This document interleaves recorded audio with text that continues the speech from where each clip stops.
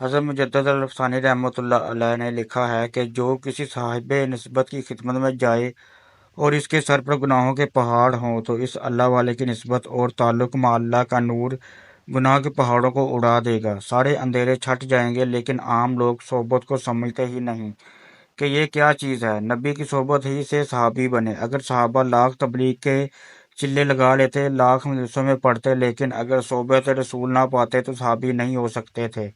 یہ صحبت عجیب چیز ہے کہ عبداللہ ابن ام مکتوم رضی اللہ تعالیٰ عنہ کی آنکھیں نہیں تھی، لیکن نبی نے دیکھ لیا تو وہ صحابی ہو گئے۔ خود صحابی کا دیکھنا ضروری نہیں ہے، نبی نے جس کو حالت ایمان میں دیکھ لیا تو وہ نابینا امتی بھی صحابی ہو گیا۔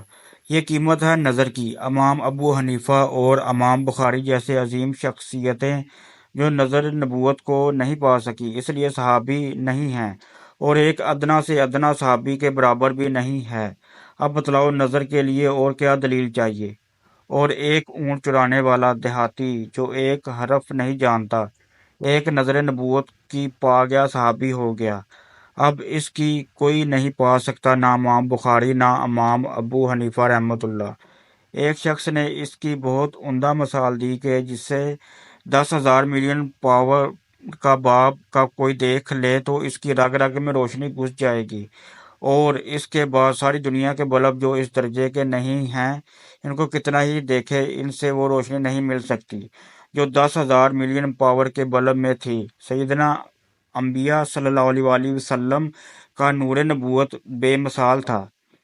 نہ پہلے کوئی آپ جیسا پیدا ہوا، نہ آئندہ ہوگا۔ اس لیے جنہوں نے آپ صلی اللہ علیہ وآلہ وسلم کو دیکھ لیا، ان کے ذرے ذرے میں وہ نور داخل ہو گیا۔ لہٰذا اب قیامت تک کسی بڑے سے بڑے ولی کا ایمان و یقین کسی ادنا صحابی کے برابر نہیں ہو سکتا۔ کونیا کا ایک ایک فرد حضرت شمس تبریز رحمۃ اللہ کو برا بلا کہہ رہا تھا، مگر مولانا روم رحمۃ اللہ علیہ اسی مرد قلندر کی بارگاہ میں دستے بستہ کھڑے تھے۔ حضرت شمس تبریز رحمۃ اللہ علیہ کا پورا نام محمد شمس تبریز رحمۃ اللہ تھا۔ شہر تبریز کے حوالے سے شہرت دوام پائی۔ حضرت شمس تبریز رحمۃ اللہ علیہ 560 ہجری میں بقام سبزوار عراق میں پیدا ہوئے۔ آپ کے والد گرامی کا نام سید صلاح الدین محمد نور بخش تھا۔ حضرت شمس تبریز رحمۃ اللہ علیہ کا سلسلہ نسب براہ راست حضرت امام جعفر صادق رحمۃ اللہ علیہ سے ملتا ہے۔ ہوش سنبھالتے ہی حضرت شمس تبریز رحمۃ اللہ علیہ کو تعلیم و تربیت کے لیے ان کے چچا عبد الہادی رحمۃ اللہ علیہ کے سپرد کر دیا گیا۔ چچا نے بھتیجے پر بہت محنت کی، یہاں تک کہ تفسیر، فقہ اور حدیث کے ساتھ دیگر علوم سے بھی آراستہ کر دیا۔ جب 579 ہجری میں سید صلاح الدین محمد نور بخش رحمۃ اللہ علیہ دعوت اسلام کے لیے بدخشاں کی طرف روانہ ہوئے تو حضرت شمس تبریز رحمۃ اللہ علیہ کو بھی اپنے ساتھ لے گئے۔ اس وقت ان کی عمر 19 سال تھی۔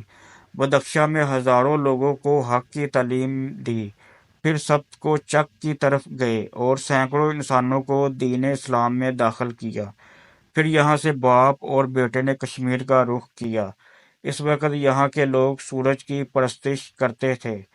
حضرت سید صلاح الدین رحمۃ اللہ علیہ اور حضرت شمس تبریز رحمۃ اللہ علیہ کی کوششوں سے ہزاروں بت پرست باشندوں نے اسلام قبول کیا۔ اس علاقے کا چنگڑ قوم نے انہیں بہت پریشان کیا، مگر بعد میں یہ لوگ بھی جلد ہی مطیع و فرما بردار ہو گئے۔